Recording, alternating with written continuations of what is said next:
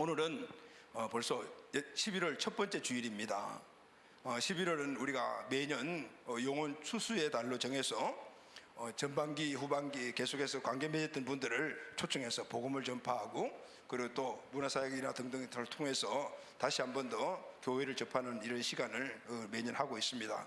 오늘부터 3주간에 걸쳐서 영혼 초청 주일을 진행합니다. 조금 전에 여러분들에게 말씀드린 대로 오늘 오후는 10번째 CFG 수원지역 청소년 대상으로 문화 행사를 통해서 청소년들을 초청해서 거기에 간접적으로 복음을 전하는 이런 행사를 갖게 됩니다. 행사를 위해서 오후 예배에 또 이렇게 양보하시는 우리 경제가족도 감사하고요. 또 늘 격려해 주시고 여기에 들어가는 여러 가지 재정도 우리 공동가족들 힘껏 도와주셔서 어제 재정 현황을 물어보니까 지금 거의 부족함이 없이 계획한대로 진행되고 있습니다라는 그런 보고를 받았습니다. 다음 세대를 위해서 헌신해 주시는 우리 공동체 가족들의 이런 헌신과 수고가 따르니까 우리 다음 세대인 청소년, 어린이, 영유아들이 잘 성장하고 있는 것 같습니다. 어느 시대를 막론하고 다음 세대는 있기 마련입니다. 영유아, 어린이, 우리 청소년을 우리 다음 세대라고 이야기하는데, 이 다음 세대는 항상 있기 마련이고, 이 다음 세대는 모든 게 다 중요하겠지만 그 무엇보다도 중요한 세대입니다. 왜냐하면 미래의 주인공들이기 때문입니다. 할렐루야. 아멘. 영유아 시대가 건강하게 잘 되면은, 잘 성장하면은 어린이 이 시기가 건강합니다. 어린이 시기가 건강하게 되면은 청소년 시기가 건강하죠. 청소년 시기까지는 틀을 만드는 작업이라면은, 이제는 청소년기의 건강성은 온전한 청년기를 갖게 만들어요. 청년기는 미래를 만드는 완전한 틀을 만드는 이제 집을 세워가는 첫 번째 시작이라고 할 수 있는데, 이 청년기가 바로 청소년기에서 만들어지고, 청소년기는 어린이기는 영유아기에서 만들어요. 이 다음 세대가 너무나 중요하죠. 청년기의 성공적인 그런 삶은 가정을 든든히 건강하게 세우고 인생을 든든히 아름답게 세워가는 복된 인생을 만드는 것입니다. 그래서 특별히 오늘 이 다음 세대 귀한 사역은 우리에게 너무나 중요합니다. 다음 세대를 어떻게 세우느냐에 따라서 가정과 국가와 교회와 하나님의 나라의 미래가 결정이 됩니다. 그래서 우리 다음 세대를 어떻게 양육하고 어떻게 교육하고 어떻게 훈련하느냐라는 것은 우리에게 있어서 그 무엇보다도 관심과 초점을 가져야 될 대상입니다. 다음 세대가 그만큼 중요하다라는 것은, 근데 여러분, 우리는 이 중요하다 사실을 알지만은, 그러나 이 다음 세대를 책임지는 청년이나 장년 공동체가 거기에 초점을 맞추지 못하고 소홀히 하는 경향이 너무나 많이 있습니다. 왜냐하면은 바쁘거든요. 또 해야 될 일이 많기 때문에 정말 중요한 것을 놓치는 경우가 있어요. 그래서 여러분, 오늘 오후에 있는 그 청소년 대상 CFG를 준비하면서 오늘 본문 제목을 다음 세대를 세우자라는 제목을 가지고 함께 말씀을 나누려고 합니다. 오늘 우리 가정의 다음 세대, 우리 자녀들, 우리 교회 안의 다음 세대들, 영유아, 어린이, 청소년들, 오늘 말씀의 기초를 가지고 든든히 잘 세워가 가정이 든든해지고 우리 교회와 그리고 나아가서는 그들이 나라와 민족 그리고 온 열방까지 든든히 세우는 요셉 같은, 다니엘 같은 그런 인물들이 일어나게 되기를 예수님의 이름으로 축복합니다. 아멘. 아멘. 우리 대한민국의 교육열은 세계 최고라고 합니다. 우리나라 초등, 중등, 고등학교 이 사교육비가 작년 기준으로 작년이 약 26조 원이 들었다고 그래요. 도대체 26조 원이 얼마나 되는지는 모르는데 어마어마한 것 같아요. 사람들은 엄청난 액수의 돈을 자녀 교육에 쏟아붓고 있습니다. 자녀 교육을 위해서라면 모든 것을 바칠 각오가 되어 있는 것이 지금 이 땅에 살아가고 있는 대한민국의 모든 부모들의 각오다 해도 과언이 아닙니다. 자녀를 위해서라면 부부가 이산가족쯤 되는 것은 보통으로 여기는 그런 시대가 되었습니다. 어린 자녀의 유학을 위해서 엄마가 따라 놨습니다. 기러기 아빠라는 이 말은 이제는 낯설지 않는 단어가 되었습니다. 자녀 교육을 위해서 가정에 부부의 수입 절반을 투자한다라는 그런 말들을 아주 비일비재하게 들을 수가 있습니다. 심지어 모자라는 자녀 학비를 위해서 엄마들이 일자리를 구하고 단기 알바를 한다라는 그런 말도 쉽게 들을 수가 있습니다. 자식을 교육 하나 잘 시켜서 그래서 이 아이를 성공시키겠다는 이런 부모들의 이 소망은 정말 가히 눈물겹은 그런 희생을 전제하고 있습니다. 그런데 여러분, 오늘 우리가 이 질문에서, 이 말씀 속에서 한번 우리가 생각해 볼 것이 있어요. 부모가 자녀를 위해서 희생하고 자녀를 교육시키는 것, 이거는 너무나 아름다운 모습입니다. 그리고 꼭 해야 될 일이라고 저는 생각을 합니다. 그런데 문제는 부모들의 이 희생의 목적이 무엇인가 하는 것이 중요합니다. 중요한 것은 왜 그들에게 그토록 모든 정성을 쏟아붓느냐 하는 것이죠. 그 목적이 뭐냐는 거죠. 목적이 무엇인가? 인류대학의 졸업장, 그리고 좋은 직업, 넉넉한 수입, 안정된 생활, 보편적인 목표입니다. 우리 아이들에게 그렇게 부모가 희생을 하면서 공부시키고 교육하고 그렇게 섬기는 것은 대부분의 초점이 여기에 맞춰요. 인류대학 졸업장 갖는 것, 그리고 좋은 직업을 갖는 것, 그리고 넉넉한 따라오는 수입, 그리고 모든 것들이 부족함이 없는 안정된 생활, 대부분이 여기에 초점이 맞춰 있죠. 자, 문제는 인류대학 졸업장과 여기 시작되는 좋은 직업과 넉넉한 수입과 안정된 생활은 마음먹은 대로 되지 않는다는 거죠. 여러분, 인류대학에 들어가고 싶지 않은 분이 어디 있겠어요? 인류대학에 우리 자녀들 보내고 싶지 않은 부모가 어디 있겠습니까? 나도 마찬가지죠. 여러분도 마찬가지죠. 다 그렇단 말이에요. 그런데 문제는 마음먹은 대로 안 된다는 것이죠. 연간 수능시험을 치르는 수험생이 작년에는 약 50만 명이라고 해요. 그런데 50만 명이 시험을 보는데 소위 인류대학교는 몇만 명밖에 들어갈 수가 없으니까 낙타가 바늘구멍에 들어가는 것보다 더 어려운 현실이라는 것이죠. 그러니 여기에 초점이 맞춰주니까 이것이 목표가 된 우리 부모들 아니면 우리 학생들은 이미 초등학교 때부터 입시를 위해서 전쟁에 돌입을 합니다. 그것도 모자라서 말을 배우기 시작하면 조기 영재 교육에 또 투자를 하잖아요. 영어 수준이 그 인생의 수준이다라는 말이 나올 정도로 요즘 우리 부모들의 영어 교육이 참, 자녀들의 영어 교육이 너무 뜨겁습니다. 저도 우리 자녀들이 앞으로는 영어를 꼭 해야 된다고 생각을 합니다. 왜냐하면 어디를 가더라도 영어를 해야 되는죠. 그리고 또 온 세계를 하루에도 몇 군데 다닐 수 있는 이런 시기이기 때문에 이 영어 하지 않으면은 뭔가 제대로 된 일을 할 수가 없기 때문에 영어 해야 된다고 생각을 해요. 우리말도 제대로 하기 전에 그래서 영어 단어부터 외워요. 이 SNS에 올라오는 우리 젊은 어머니들의 이 자랑거리를 보면, SNS는 자기 자랑하는 거잖아요. 이게 이 관종기가 다 있어요. 그렇기 때문에 그게 나타나는 건데, 보면은 애기가 이제 겨우 말을 하는데 영어 단어 외웠다고 그거 막 동영상으로 올리면 또 밑에 보면 댓글이 쫙 달리고 수천 개 달리죠. 와, 이렇게. 자, 그럼 여러분, 이게 지금 현실적인 우리 이 세상에 살아가는 이 사회적인 현실 속에서 지금 일어나고 있는 교육의 모습이잖아요. 그런데 그러면은 그거와 달리 교회는 신앙교육을 하는 곳인데 교회의 신앙교육은 어떨까요? 이 사회적인 이 교육의 환경과 그 여건들이 교회도 그대로 적용이 되어서 이제는 교회가 거의 신앙교육을 포기해야 될 그런 지경에 이르게 되었습니다. 요즘 사회가 개인주의에 맞춘 입시 위주의 경쟁 구조 속에 있다 보니 교회 안에 우리 다음 세대 아이들의 신앙교육을 제대로 할 수 없는 심각한 위기의 상황에 처하게 되었습니다. 주일에 애들 학원 가야 돼요. 시험 때문에 보충교육 시켜야 합니다. 각종 인정시험도 봐야 합니다. 왜냐하면 내신 성적이나 수능 성적으로는 원하는 대학교 못 간다고 생각되면 부모들이 강요해서 이 자격증 저 자격증 따라고 또 자격증 공부시키고 학원 보냅니다. 그거 할 시간이 주일밖에 없어요. 그리고 또 다양한 것들을 경험해서 온전한 인격체를 만들어야 된다고 해서 그래서 여러 가지 많은 것들을 보고 듣고 경험하면서 주말 농장에도 가가지고 경험하게 만들고 레포트 쓰게 만들고 또 여러 가지 봉사활동도 시키고 그게 할 시간이 주일밖에 없잖아요. 그러니 그쪽으로 투입을 하는 거예요. 그러니 교회 안에서 우리 아이들을 교육시키고 또 하나님 말씀을 신앙교육시키는 것이 이제 거의 불가능하게 되었어요.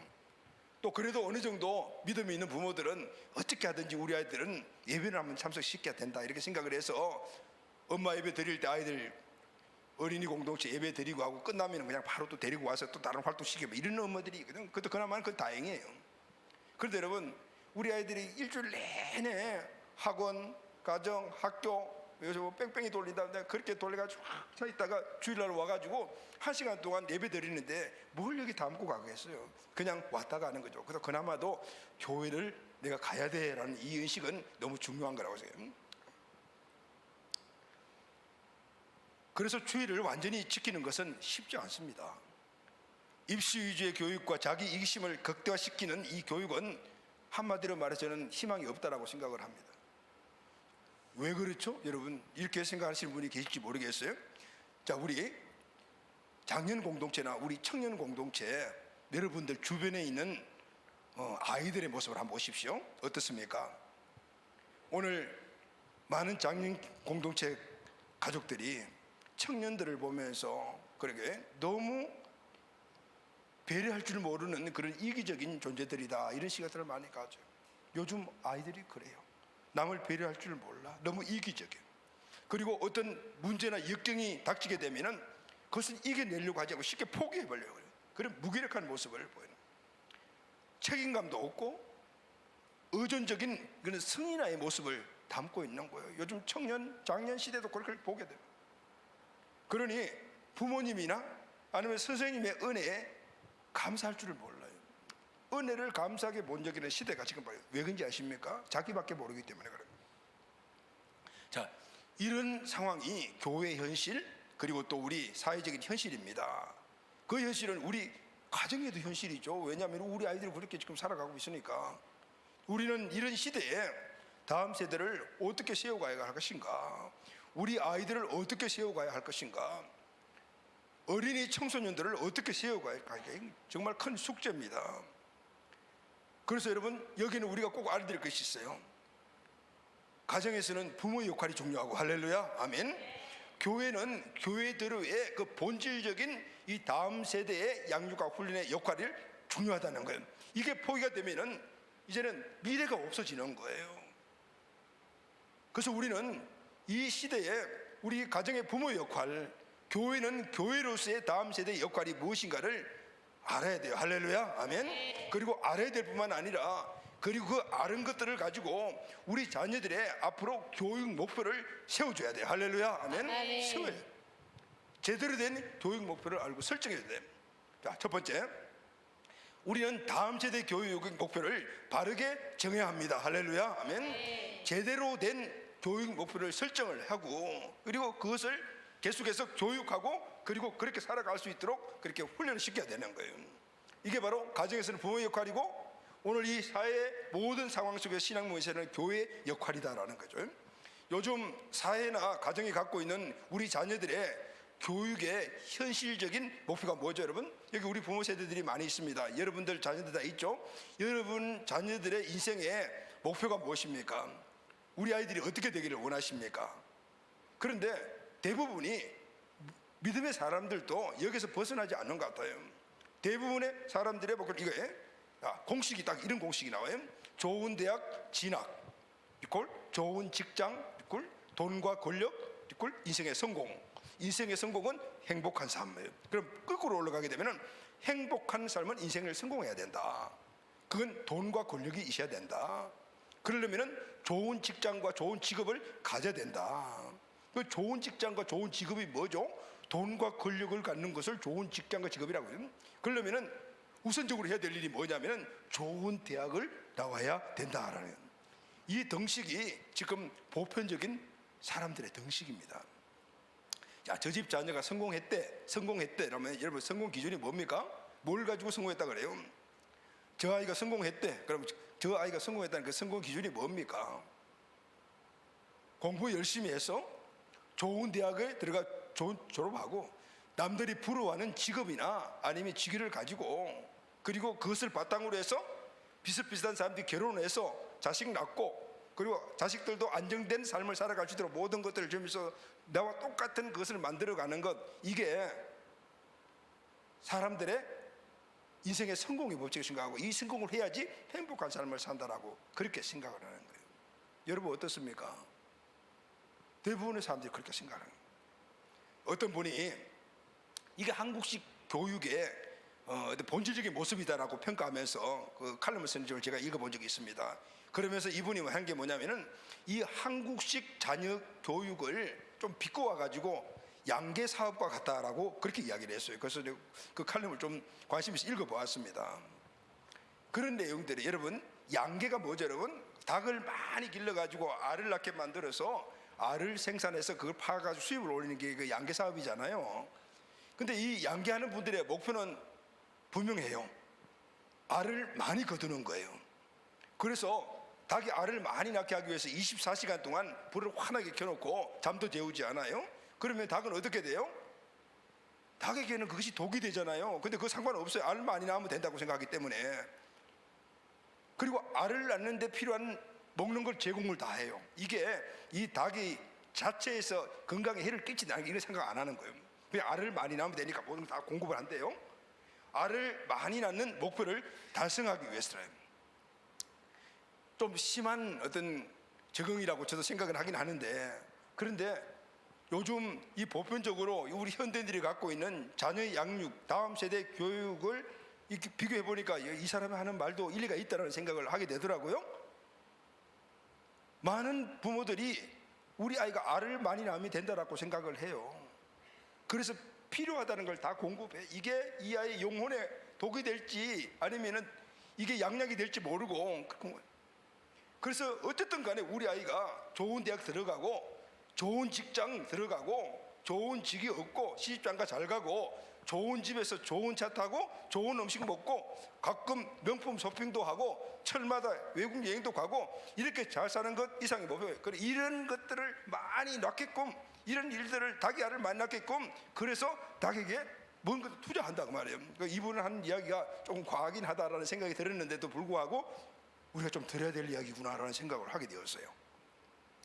유명한 이 극작가 오스카 와일드라는 분, 여러분 아시죠? 이분이 이런 말을 했습니다.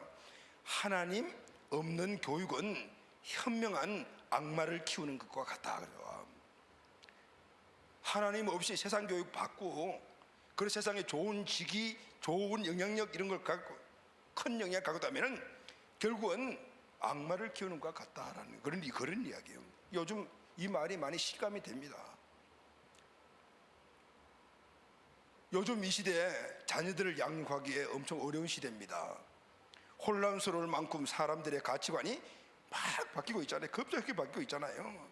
우리같이 나이 든 사람들은 지금 바뀌는 가치관, 바뀌어지는 이렇게 문화의 어떤 양태 이런 것들 따라가기가 정말 어려워요. 정말 어렵습니다. 우리 부모들도 마찬가지죠. 우리 아이들이 막 바뀌어지는 이런 가치관 이런 것들을 따라가서 그걸 끝까지 멘토링 한다는 게 불가능해요. 그런데 그 안에 우리 아이들이 갖고 있는 모든 품성을 다 망가뜨리고 비전을 무너뜨리고 복된 삶을 살아나갈 수 있도록 하는 것을 방해하는 그런 것들이 그 안에 다 깔려져 있는 거예요. 그런데 부모들은 그것을 캐치를 못한다. 하루가 지나면 도대체 어떤 일이 생길지 모르는 우리 아이들의 앞날을 우리가 예견할 수 없는 그런 시대에 우리가 살아가고 있다 그 말인 거예요. 뭘 가지고 우리 아이들을 교육시키고 여러분들이 갖고 있는 지식이나 경험 그걸 가지고 우리 아이들의 장래를 그렇게 행복한 삶으로 가게 할 거라고 예측할 수가 있는 시대가 아니다 그 말인 거예요. 이런 시대에 살고 있는 우리가 다음 세대인 우리 아이들을 어떻게 키워야 하는가, 숙제 중에 숙제. 물론 여러분들 나름대로 여러분들의 교육관을 갖고 계시겠죠.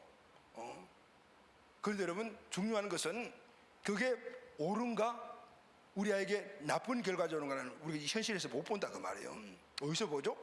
그 아이가 성인이 되어서 그 아이가 만든 그 삶 속에서 보게 되는데 우리는 그때 없어요. 자, 그래서 여러분 오늘 우리는 역사를 굉장히 중요하게 여겨야 합니다. 왜냐하면 역사는 우리가 한 번 더 밟아야 미래를 보여주는 거울과 같아요. 그래서 저도 우리 다음 세대를 굉장히 중요하게 여기는 그런 목회자 중에 한 사람인데, 그래서 우리 다음 세대를 어떻게 키워야 되냐 이런 부분들을 고민도 많이 하고 오늘 말씀을 준비하면서 특히 오늘 오후가 우리 청소년 공동체 집회이기 때문에 그렇게 한번 다시 우리가 새롭게 결단해보자는 마음에서 이 말씀을 준비했거든요. 그래서 그러면은 역사를 봐야지. 오늘 우리가 읽은 본문은 이 본문을 중심으로 이스라엘 역사의 대변환기가 와요. 그 시대가 뭐냐면 사사시대입니다. 그래서 이 사사시대의 역사를 우리가 보면서 이 사사시대에 일어난 그 일들이 오늘 우리 현실과 너무나 똑같다라는 생각을 많이 하게 됩니다. 그리고 그 원인이 뭔가를 우리가 한번 밝혀보고, 그리고 그 사사시대에 일어났던 그 현상 때문에 그들의 미래가 어떤 걸 알아보면서 우리 다음 세대의 미래를 준비해야 되겠구나라는 생각을 하게 되었습니다.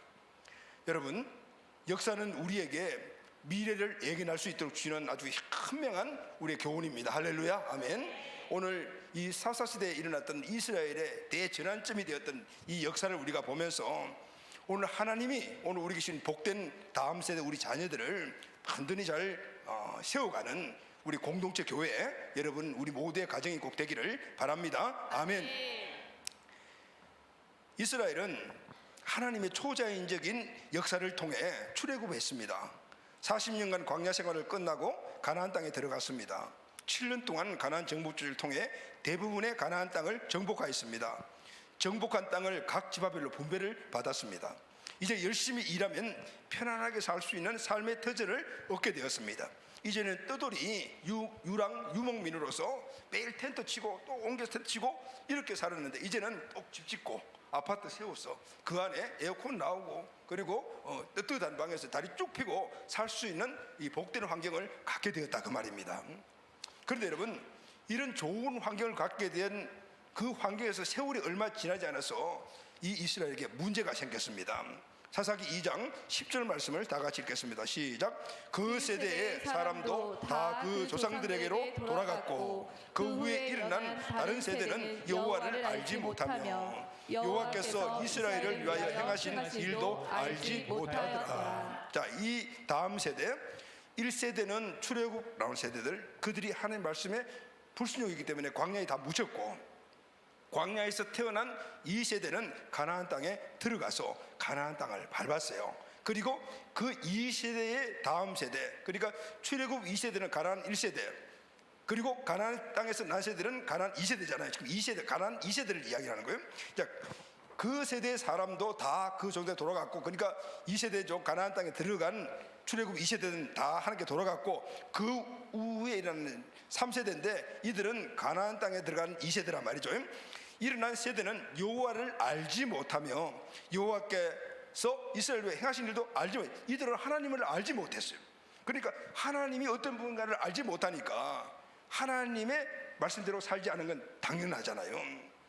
왕이신 하나님을 아는 지식이 없으니까, 믿음이 없으니까 그때부터 이 2세대 가나안 땅 2세대들은 자기 소견대로, 자기 생각대로, 자기 멋대로, 자기 마음대로 살아가는 존재로 바뀌었다고 말이에요. 하나님을 의식하지 못하고 그때부터는 제 멋대로 사는 존재가 된 거예요. 그 결과 어떻게 됐습니까? 이 시대를 통해서 사사시대가 펼쳐지게 되는데, 무려 300년 이상 그들은 하나님을 떠나 자기 마음대로 사는 이 범죄를 행함으로 말미암아 고통받는 안타까운 일들이 벌어지는 시대가 열리게 되었어요. 이 비극적인 일의 원인이 무엇입니까? 가나안 세대는 부모 세대보다 훨씬 좋은 환경에서 살았습니다. 그런데 그 후손들의 삶은 하나님을 잃어버린 폐역한 길의 삶이었어요. 어떻게 여호수아가 죽고 난 다음 한 세대가 지나자마자 바로 다음 세대에게 이런 엄청난 일이 일어날 수가 있단 말입니까? 왜 이런 사사시대에 이 비극적인 환경을 만드는 그런 일들이, 그것도 오랜 기간도 아니고 한 세대 만에 일어났는가 하는 것이 의문이죠. 여러분, 원인은 딱 하나예요. 한마디로 말하면 2세대가 3세대에게 신앙교육을 하지 않았기 때문에 신앙교육에 실패해서 왔다가 말이에요. 물론 그들은 학교도 보내고 색지식은 다 가르쳤죠. 근데 딱 하나, 여호와 하나님을 주권자로 믿고 살아가는 그 믿음의 삶을 살아가는 그 신앙교육을 안 시켰던 거예요. 근데 결론은 어떻게 해요? 그들의 삶은 비참한 비극적인 삶으로 끌어들여야 돼요. 그 역사가 지금 이야기를 하고 있는 거예요.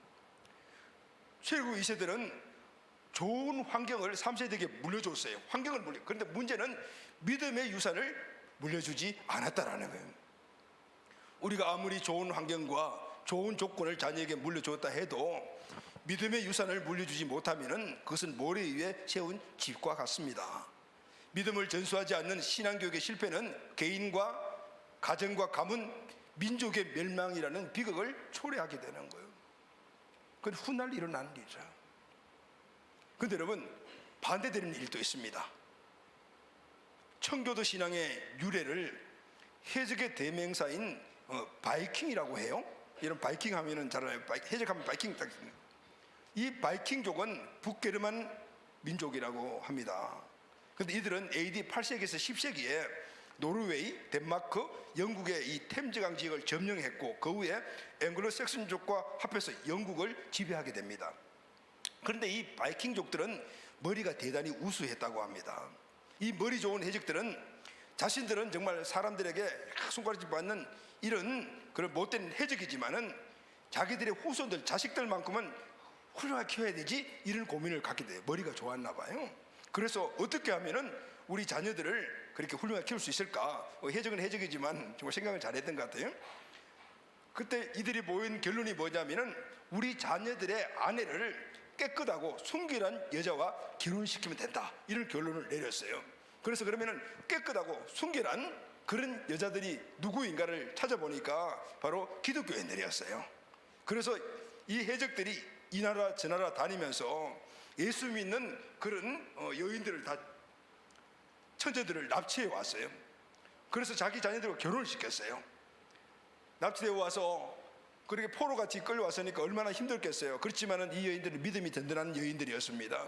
그래서 비록 내가 해적의 아내가 되고 그렇지만은 내 자식만큼은 제대로 키워봐야 되겠다 생각을 갖고 신앙으로 자식들을 양육을 했대요. 말씀 기도를 통해서. 해적 출신의 자녀라 해도 부모가 믿음을 가지고 신앙교육을 시키니 바로 이렇게 자란 아이들이 바로 청교도의 조상이 된 거예요. 믿음으로 양육을 시켰더니 해적이 신사가 됐고 그들이 신사의 나라를 만들었다, 그 말입니다. 바로 영국, 독일, 덴마크, 바로 그런 배경을 갖고 있는 나라들. 여러분, 신앙교육이 얼마나 중요한가라는 걸 우리가 알 수가 있지 않습니까? 신앙교육은 다음 세대인 우리 아이들에게 날개를 달아주는 겁니다. 교육은 우리 아이들의 날개다라고 이야기를 해요. 왜냐하면 날개는 하늘 비상하게 만들고 미래를 가도록 만드는 힘이 있잖아요. 신앙교육은 오늘 우리 아이들의 미래를 아름답게 만들어가는 그런 날개 역할을 감당하는 것입니다. 그런데 여러분, 오늘날 이 세상의 학문은 인본주의가 주요 요소라. 그리고 이 인본주의의 교육의 날개는 한계에 왔다라고 저는 생각해요. 인간 중심의 교육은 더 이상 희망이 없습니다. 왜냐하면 이 인본주의 교육은 나밖에 모르는 존재거든요. 자기 중심이거든요. 다른 사람들을 배려하지 못한단 말이죠. 홀로 유아독주 살아가야 돼요. 미국의 고위공직자들의 이 선출 기준이 세 가지가 있다. 성품, 실력, 헌신이라고 해요. 그래서 우리가 지금 앞으로 대안학교를 준비하면서 전체적인 이 학습 교육의 목표를 바로 이곳이 잡고 있지 않습니까? 먼저는 성품이 중요하고, 그 다음에는 세상에 어디 열시려면 세상적인 전문적인 실력이 있어야 된다. 그리고 또 하나는 헌신적이 된다. 우리 여기다 플러스 또 하나를 해서 비전을 갖게 놓고 네 가지의 목표를 가지고 지금 우리 기도하면서 대안학교를 준비하고 있지 않습니까? 미국 하면은 여러분 어떤 생각하십니까? 여러 가지 많은 관점에서 볼 때마다 사람들의 사견이 다 달라져요. 제가 미국의 어떤 그런 전체적인 것 같다 이렇게 여러분들에게 말하려고 하는 것이 아니고 저도 그 부분 속에서 뭔가 단점을 많이 봐요. 그런데 제가 가장 그래도 동기부여를 갖는 게 뭐냐면은 이 미국 사람들의 그 10% 정도가 그 고위공직자들, 지금 그들을 선출하는 기준이 성품, 실력, 헌신이라고 하는데 다 뭐 똑같겠지만은 그러나 이런 배경들이 그들에게 깔려 있다라는 거죠. 왜냐하면은 지난번 통계해 보니까 미국의 고위공직자들 10% 정도가 모두가 다 청교도적 신앙을 갖고 있는 사람들이다, 이렇게 이야기. 다는 아니겠지만 그러니까 그 미국의 전략을 보게 되면은 그래도 어쨌든 여러 가지 자기들의 기득권을 유지하기 위한 그런 것도 분명히 있지만 그래도 지금 모든 세계의 약한 나라들 전쟁이라면 가서 도와주고 자기의 군대들을 보내서 생명까지도 그들을 잃은 분들이 보이잖아요. 그래서 저는 그렇게 생각을 해봤어요. 아, 그렇구나. 이들의 이 고위공직자들의 그 내면에는 이타적인 삶을 살아가는 그런 DNA가 있구나라는 생각을 갖게 되었어요. 자기 백성 아깝지 않은 사람 어디 있겠어요? 물론 자기들의 어떤 이익을 추구한다는 그런 것도 깔려 있겠지만 내 자식 아깝지 않는 사람이 어디 있겠어요? 그런데 그들이 가서 세계 평화라는 어떤 그런 모토를 그들이 목적으로 썼지만은 어쨌든 간에 자기 자식들을 내보내서 목숨을 낸다 이거는 그렇게 결정한다는 것은 쉽지 않을 거예요. 그러니까 이들의 가운데 이런 타인을 위해서 살아가야 하는 그런 그 DNA들이 어느 정도 깔려 있다라는 것들을 보게 된다 그 말이죠. 이 시대에 친정으로 개인을 살리고 가정과 민족과 교회를 살리는 교육은 이 신앙교육, 이타적인 삶을 살아가는 이 신앙교육의 회복에서부터 시작이 돼요. 할렐루야, 아멘. 우리가 부모로서 해야 될 가장 중요한 사명은 바로 예수님을 믿는 그 믿음인데, 그것은 바로 예수님이 이 땅에서 하신 일이잖아요. 우리 죄인을 위해서 십자가에 죽어주신 그 삶을, 바로 그 믿음의 삶을, 그것을 통해서 우리가 믿고 구원받았고 그 삶을 우리가 또 사명을 주셨으니 그 믿음을 우리 자녀들에게 전수해야 돼요. 할렐루야, 아멘. 여호수아가 죽고 난 후에 한 세대가 지나자 믿음의 단절에 비극이 일어났는데 바로 이런 거예요. 자기 자신만을 살아가는 그런 본질적인 인간의 그 본성적인 삶을 살도 그냥 놔둬버려요. 그걸 깨부시고 이타적인 삶을 살면서 제사장의 나라로 살아가는 하나님의 그 사명을 살아가도록 만들어야 되는데 그걸 교육하고 훈련 안 시켰다고요. 그럼 이런 하나님을 모르는 세대의 결과가 어떻게 되었습니까? 사사기 2장 14절 15절 말씀을 다 같이 읽겠습니다. 시작. 여호와께서 이스라엘에게 진노하사 노력하는 자의 손에 넘겨주사 그들이 노력을 당하게 하시며 또 주위에 있는 모든 대적의 손에 팔아 넘기심에 그들이 다시는 대적을 당하지 못하며 그들이 어디로 가든지 여호와의 손이 그들에게 재앙을 내리시니 곧 여호와께서 말씀하신 것과 같이 여호와께서 그들에게 맹세하신 것과 같아서 그들의 괴로움이 심하였더라. 하나님을 떠나 다른 우상을 섬긴 이스라엘 백성들의 현실은 이렇게 엄청난 재앙이었어요. 그런데 여러분, 하나님이 이들에게 재앙을 내리신 것이 아니에요. 하나님의 보호하신 품에서 박차고 나가버리게 되면 그냥 이리 맹수들이 우글우글하는 곳에서 이런 재앙을 당할 수밖에 없게 되는 거예요. 이 비극이 어디서 시작됐어요? 2세대가 3세대에게 하나님 품 안에 있어야 된다. 그것은 하나님 말씀에 순종하며 살아가는 것이다. 오늘 이 교육을 하지 않았기 때문이었어요. 사사기 2장은 이스라엘 자녀 교육의 실패장이다. 그리고 실패 결과가 무엇인가를 우리에게 말씀해 주고 있어요. 이 당시에 이 사람들에게는 실패장입니다. 그러나 우리에게는 축복의 장입니다. 할렐루야, 아멘. 왜냐하면 우리는 자녀들의 미래를 이제는 이 말씀을 통해서 볼 수 있기 때문입니다. 할렐루야, 아멘. 그러기 위해서 우리는 뭘 해야 될 것인가를 알 수 있기 때문에 오늘 이 말씀은 우리에게 축복의 장인 거예요. 여러분, 우리 자녀를 위해서 이제는 우리가 이 사사기에 나오는 이 역사적인 이 상황을 우리 관점으로 바라보면서 신앙교육의 회복이 있어야 합니다. 아멘. 이것이 바로 우리 자녀에게 준 교육의 온전한 목표다라는 거예요. 교회는 이 신앙교육을 하기 위해서 예수고 힘써야 되며 가정에서는 부모들이 이 신앙교육을 하기 위해서 예수고 힘써야 된다라는 거예요. 아멘. 아멘. 두 번째, 이렇게 신앙교육의 목표를 세웠다라면 이 신앙교육을 바르게 교육하고 훈련해야 합니다. 할렐루야, 아멘. 아멘. 그 구체적인 방법이 뭘까요? 어떻게 훈련하죠? 어떻게 그들에게 이 신앙교육을 하냐면 구체적인 방법은 첫 번째가 다음 세대에게 믿음을 유산으로 남겨줘야 합니다. 아멘. 네. 오늘 이 말씀은 가정에서 할 일입니다. 자녀들은 부모가 남겨놓은 것을 가지고 살아갑니다. 자녀는 그냥 자기 마음대로 사는 것이 아니고 부모가 남겨준 것을 가지고 살아갑니다. 부모가 그 경건을 남기면은 자녀들은 경건하게 살아갑니다. 경건한 부모 밑에 경건한 자녀가 있는 것입니다. 반대로 불경건한 부모 밑에는 불경건한 자녀가 있게 마련입니다. 불경건을 유산으로 남겨주었기 때문입니다. 자녀들은 우리 부모가 하는 것을 그대로 보고 부모가 돌아가시고 난 다음에 물려주는 그 유산을 가지고 그냥 살아가는 거예요. 이스라엘 자손들의 이 패역한 행위 뒤에는 그들이 부모들이 남겨준 유산이 있었기 때문이었습니다. 사사기 1장 27절 말씀을 다 같이 읽겠습니다. 시작. 므낫세는 벳산과 그에 딸린 마을들의 주민과 다낙과 그에 딸린 마을들의 주민과 돌과 그에 딸린 마을들의 주민과 이블오함과 그에 딸린 마을들의 주민과 무깃도와 그에 딸린 마을들의 주민들을 쫓아내지 못하며, 이게 중요해요. 쫓아내지 못했던, 하나님이 이스라엘 2세대 간당에 들어간 세대에게 너희들이 가면은 가나안 족속을 다 쫓아내라 그랬는데 쫓아내지 못했다는. 그런데 그 이후의 말씀을 보게 되면은 동일한 말씀이 계속 나와요. 쫓아내지 못하고 지금 27절은 므낫세 지파가 한 행동인데 그 다음 모든 지파들이 다 똑같이 쫓아내지 못하고 가나안 정복 이체들은 거민들을 그 땅에서 다 몰아내라는 하나님 말씀을 따르지 않았습니다. 결국 몰아내지 않은 가나안 거민들은 그 다음 세대와 함께 공존하면서 그것이 그 부모들이 그들에게 물려준 유산이 되어서 그들을 괴롭히는 무거운 짐이 되어버렸어요.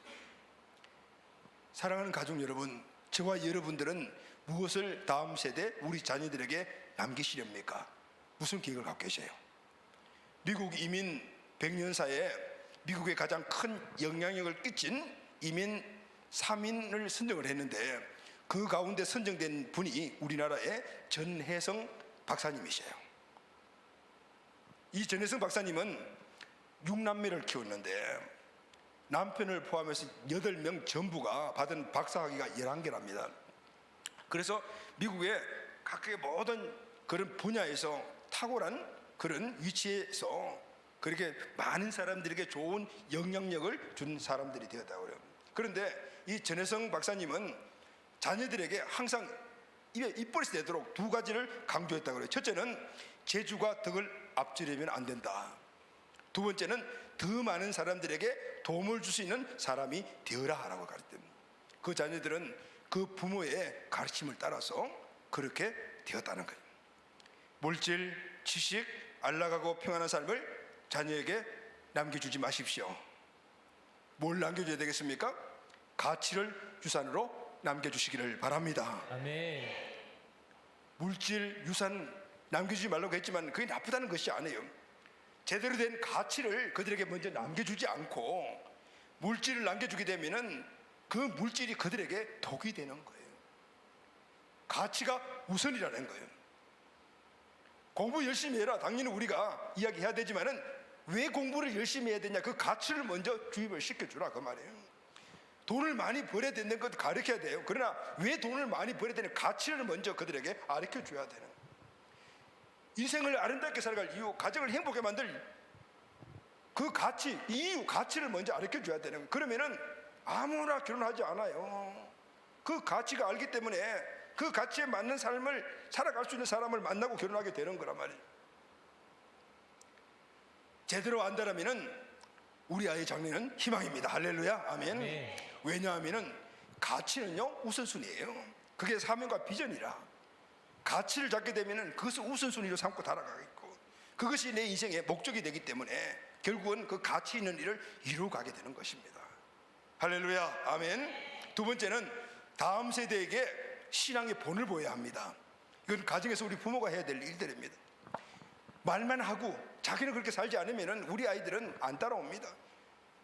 전혜성 박사님은 아이들에게 이 2가지를 계속 강조하면서 이 두 부부가 그렇게 살았어요. 아이들은 그걸 그대로 보았어요. 자녀들은 부모의 것을 보고 배우고 따라합니다. 자녀들이 도덕적으로 신앙적으로 잘못되는 것을 부모의 삶을 그대로 반영하고 있는 것의 결과다 이렇게 해도 과언이 아닙니다. 술 잘 마시는 부모를 둔 자녀는 술 잘 마십니다. 명품 허영 좋아하는 부모 밑에 명품 허영 좋아하는 자녀가 나기 마련입니다. 친구 좋아하는 부모의 자녀는 친구 좋아합니다. 놀기 좋아하는 부모 밑에 자란 아이는 놀기를 우선으로 삼고 살아가요.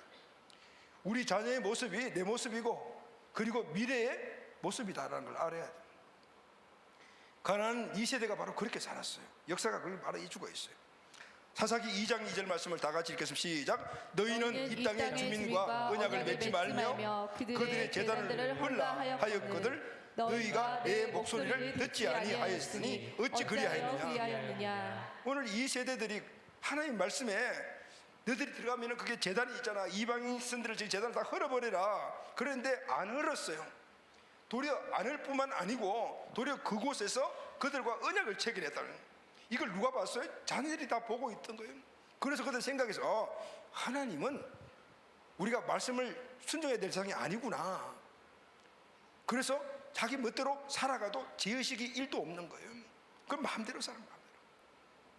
그러니 점점 더 멀리 주님을 떠나게 되었고, 주님을 떠나게 되면은 맹수와 이리가 우글우글 거리는 곳에서 결국은 그게 공격을 당하여 비참한 삶으로 갈 수밖에 없게 되는 것이 바로 사사기가 우리에게 보여주는 교훈이라는 겁니다. 여러분, 이 모든 우리 자녀들의 미래의 잘못된 것은 누가 원인이냐면 부모가 원인이에요. 교회가 원인이에요. 이 두 가지가 돼요. 그리고 부모가 경성을 해야 되고 교회가 경성을 해야 돼요. 할렐루야, 아멘. 우리 아이의 장래 망하게 하는 것 간단합니다. 우리 부모가 하나님을 떠나서 자기 멋대로 사는 것 자녀들에게 보여주면 우리 자녀들은 그냥 망하는 거예요. 앞으로 다음 세대 망하는 것 간단합니다. 교회가 본질을 지키지 않고 다음 세대에 관심 갖지 않고 그들을 훈련하고 양육하지 않으면 우리 다음 세대는 그냥 망하는 거예요. 너무 간단한 거예요. 셋째는 다음 세대를 확실하게 가르쳐야 돼요. 할렐루야, 아멘. 훈련해야 돼요. 여러분, 그 말씀을 따라서 살아가도록 만들려면요, 그냥 단순히 주일날 한번 자녀들 데리고 와가지고 부모는 여기서 예배 드리고 아이들은 어린이 공동체 영유아공동체 가서 예배 드리고 1시간 예배 드리고 그리고는 주일날 자녀들 데리고 와서 뭐 세상 일 다 한다면은 우리 아이들이 변화될 그만도 안 하는 부모들이 있으니까 그만도 괜찮아요. 없어요. 사람의 변화는 알고 그것을 믿음으로 갖고 있는 이 믿음을 삶 속에 살아내기 위해서는요, 그것을 끊임없이 훈련받아야 돼요. 할렐루야, 아멘. 습관을 바꾸는 훈련이 있어야 돼요. 그렇지 않으면 듣고 아는 것에 머물러 버리고 삶은 하나도 안 변화되는 거예요. 그래서 다음 세대를 확실하게 가르쳐야 돼요. 할렐루야, 아멘. 어떻게 가르쳐야죠? 이건 교회의 몫이기도 하고 부모들의 몫이기도 하고. 근데 교회는 지금 한계가 있다면, 그러니까 뭐예요? 지속적으로 가르칠 수 있는 그런 대안이 지금 우리에게는 필요하다라는 거예요. 할렐루야, 아멘. 그건 왜냐하면 끊임없이 훈련돼. 가정, 교회, 학교가 일체가 되는 이런 시대 미시야만이 이 시기에 우리 다음 세대들을 든든하게 세울 수가 있다면, 양식 있는 교회들이 지금 이 일들을 하는 게 너무나 참 귀중한 일이라고 생각을 해요. 우리도 하나님 주신 이 귀한 사명을 우리 마음속에 품고 지금 이 시기가 빨리 와야 되겠구나 그런 생각을 하게 돼요. 사사기 2장 7절 말씀을 다 같이 읽겠습니다. 시작. 백성이 여호수아가 사는 날 동안과 여호수아 뒤에 생존한 장로들 곧 여호와께서 이스라엘을 위하여 행하신 모든 큰 일을 본 자들이 사는 날 동안에 여호와를 섬겼더라. 하나님과 늘 함께하는 그 상황을 통해서 하나님을 잘 섬기게 돼요. 10절 시작. 그 세대의 사람도 다 그 조상들에게로 돌아갔고 그 후에 일어난 다른 세대는 여호와를 알지 못하며 여호와께서 이스라엘을 위하여 행하신 일도 알지 못하더라. 하나님을 알지 못했더라. 다음 세대는. 이유가 뭐죠? 확실하게 가르치지 않았기 때문에. 어떻게 보면은 일주일에 한 번 애들 손잡고 교회 데리고 왔을 수도 있어요. 근데 그거 가지고 변화가 안 되는 거예요. 확실하게 가르쳐야 돼. 할렐루야. 확실하게 세워줘야 돼. 모세에게 배운 하나님의 말씀을 다음 세대들에게 확실하게 그들에게 살아갈 수 있도록 훈련 안 시켰다 그 말이에요. 여기에 큰 교훈이 들어 있습니다. 그것은 바로 가르침과 교육의 중요성입니다. 할렐루야. 아멘. 신앙교육의 가르침과 교육이 너무 중요하다. 우리가 다음 세대 내 자녀를 어떻게 가르치냐에 따라서 다음 세대의 삶이 바뀌지만 우리 자녀의 삶이 바뀌질 뿐만 아니고 우리 이 시대가 바뀌어지고 교회가 바뀌어지고 우리 가정과 가문이 바뀌어지는 거예요. 어떻게 우리가 이 시대의 부모들이 가르치냐에 따라서 결과가 그렇게 바뀐다. 19명의 자녀를 훌륭한 자녀로 키운 존 웨슬리의 어머니 수잔나, 이 존 웨슬리는 감리교의 창시자잖아요. 그런데 그의 어머니는 19명의 자녀를 낳아서 다 훌륭하게 키웠어요. 그래서 어떤 분이 이 수잔나 존 웨슬리 어머니에게 물었어요. 자녀 교육의 비밀이 무엇입니까? 라고 물었더니 그 부모님이 이런 이야기를 했대요. 나는 우리 아이들이 머리가 커지기 전에, 정확히 말하면 5살이 넘기 전에 그들의 의지를 꺾어 하나님 말씀 앞에 순종하는 법을 가르쳤습니다. 이 말씀, 이 예화를 찾아냈는데 가슴이 꽉 미어지는 것 같은 느낌이 드는 거예요. 요즘 부모들, 나 자신도 그랬던 경향이 있던 것 같아요. 자녀가 하고 싶다 하는 것은 다 용납하는 겁니다. 그런 생각 들어요. 나는 우리 자녀가 하고 싶은 것을 다 하게 만들어줍니다. 다 하게 만들어줍니다. 이게 인본주의의 극치라. 물론 우리 자녀들의 달란트를 찾아내기 위해서 이것저것 하고 싶다는 거 다 해보게 하는 거 너무 좋아요. 그런데 여러분, 가장 중요한 것은 가장 본질적인 이 교육에 대해서만큼은 양보하면 안 된단 말이에요. 이걸 꺾여지게 되면 그냥 우리 자녀 인본주의로 가게 되는 거예요. 세상 교육은 자녀들의 길을 꺾지 말아야 한다라고 가르칩니다. 그래서 자기가 최고로 알고 자기 위주로 살고 자기 안에 있는 스스로의 그 능력을 개발하게끔 만들어주라 이렇게 말하고 있어요. 그런데 여러분, 그 아이들의 달란트를 이끌어내가지고 그 아이들이 정말 잘할 수 있는 것들을 하는 건 너무나 당연한 일이고 성경적인 원리예요. 그러나 양보하면 안 되는 것이 있단 말이에요. 길을 꺾어내야 될 것이 있다 그 말인 거죠. 그래서 성경은 가장 중요한 것에 대해서 이 반대로 이렇게 말하는 거죠. 잠언 13장 24절 다 같이 시작. 매를 아끼는 자는 그의 자식을 미워하리라. 자식을 사랑하는 자는 근실이 징계하느니라. 잠언 22장 6절 시작. 마땅히 행할 길을 아이에게 가르치라. 그리하면 늙어도 그것을 떠나지 아니하리라. 늙어도 장년이 되어도 결코 떠나지 않는 것이냐면은 어린아이 때 행했던 길을 그대로 답습하는 거다를. 우리 어린 자녀들이 천방지축으로 멋대로 자라게 하지 말라는 거예요. 요즘 아이들이 주인 되어 살아가는 그 부모들이 얼마나 많은지 몰라요. 그러면 나이가 들어도 문제가 된단 말이에요. 매를 대으라고 이야기를 했어요. 근데 여러분, 우리 부모들이 우리 자녀들에게 어떤 자기 어떤 그런 거 욕구 불만해서 막 매를 들면 안 돼요. 그러면 우리 아이들의 인격을 완전히 말살시키는 거예요. 그러나 필요에 따라서 매를 덜어야 돼요. 강하게 키워야 된다. 하나님의 말씀의 기준에 어긋나면은 강하게 키워야 되는 거예요. 예의 범절에서 벗어나면은 강하게 책망해야 돼요. 끝까지 말을 안 되면 매를 대야 되는 거예요. 여러분, 매를 대는 것에 대해서는 굉장히 중요한 의미가 있어요. 우리 몸에 어떻게 손이 와 닿는다든가 뭔가 이렇게 느낌이 오게 되면은 우리 몸에 이 심리학 용어로서는 앵커링이라고 그래요. 딱 여기 몸이 기억을 하게 되는 거예요. 그러면은 우리 아이들이 어떤 잘못된 그런 품성에서 계속 잘못된 일을 할 때 말로 그리고 또 교훈으로 책망으로 했는데도 안 들어요. 그러면 그때는 손바닥 내라. 네 잘못이 뭔지 알지? 몇 대 맞을래? 그래 해서 매를 때려야 돼. 그러면 이 아이가 매 아파 하면서 그게 영원히 이 손바닥에 기억이 돼. 그 다음에 그 일을 하려고 될 때 이 손바닥에 아픈 것들이 딱 내려 앵커링 됐던 것이 생각이 나. 아우, 아픈데 맞으면 안 되지. 이게 매의 귀중한 교훈이라고 말해요. 그냥 내 어떤 나의 부모의 어떤 막 강한 어떤 뭐 욕구가 충족 안 됐다고 해서 막 즉시 분노해서 이런 매는 결코 있으면 안 돼요. 우리 아이들 인격을 말살시키지만은 그냥 우리 아이를 선한 길로, 신앙 길로, 복된 길로 끌어가기 위해서 때에 따라서 매는 약이다라는 거예요. 넷째, 마지막으로 부모는 자녀가 비전의 사람이 되게. 할렐루야, 아멘. 오늘 이것은 부모와 교회가 함께 힘을 합해서 해야 될 일이에요. 비전은 인생의 목표입니다. 무엇이 인생의 목표가 돼야죠? 여러분, 우리 다음 세대들의 목표가 뭐죠? 1100 세계 비전이 인생의 목표입니다. 아닙니다, 여러분.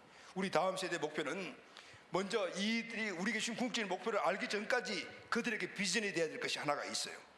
모세는 사사시대의 비극을 예견했습니다. 그래서 마지막 설교가 신명기 설교인데 그 신명기 설교의 핵심이 뭐냐면은 너희들은 가면 하나님의 뜻에 순종해라. 그래야 가나안의 땅의 복을 영구히 그리고 누릴 수가 있다. 그러기 위해서는 자녀들을 가르쳐라. 어릴 때부터 가르쳐야 된다. 그렇게 말한 그 핵심이 신명기예요.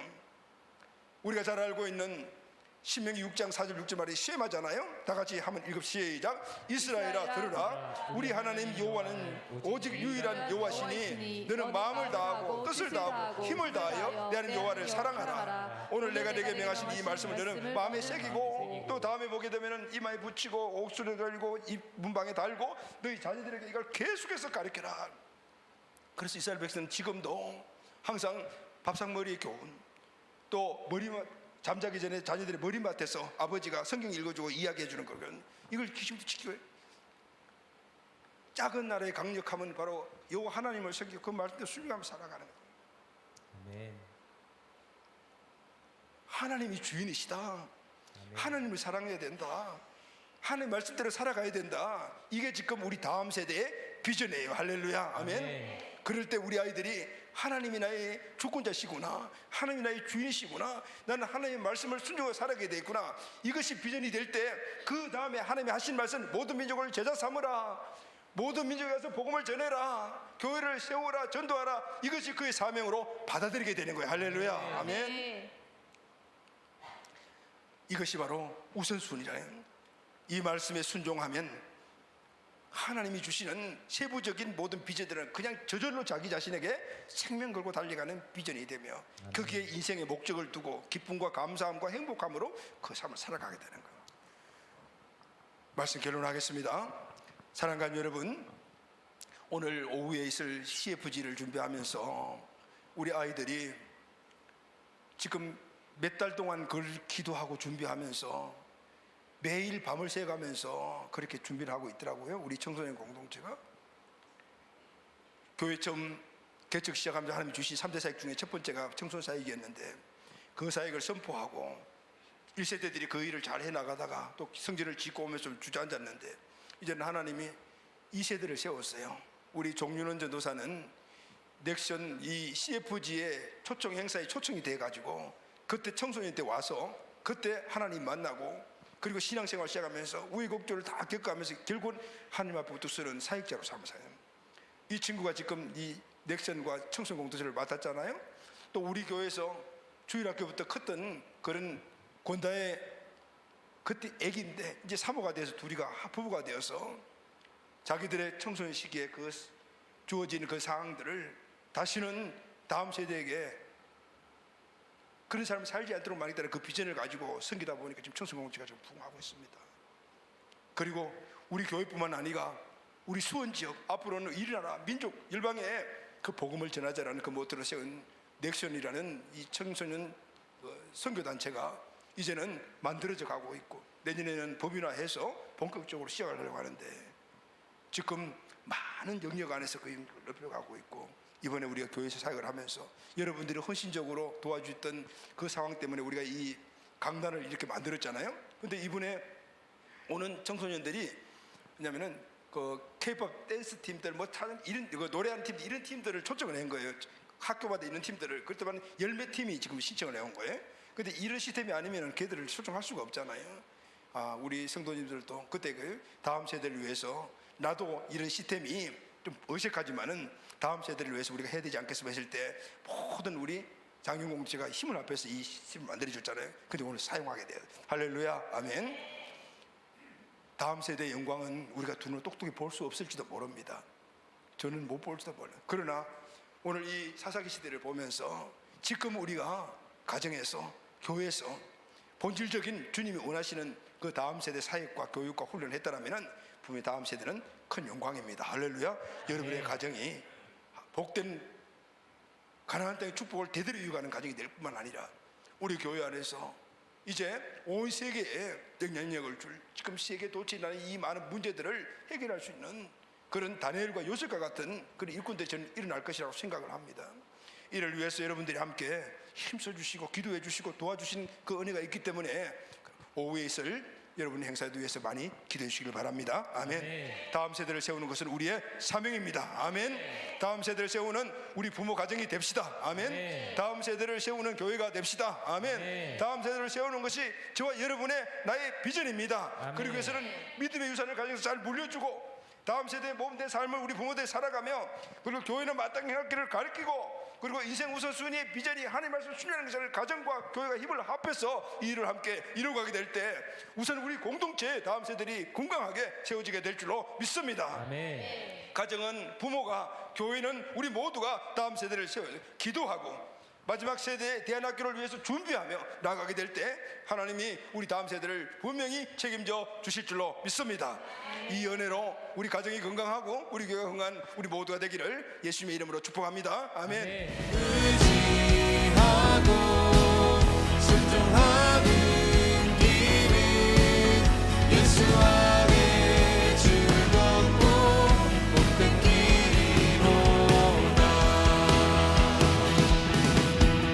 우리 받은 것은 주께 다 드리면 그 신사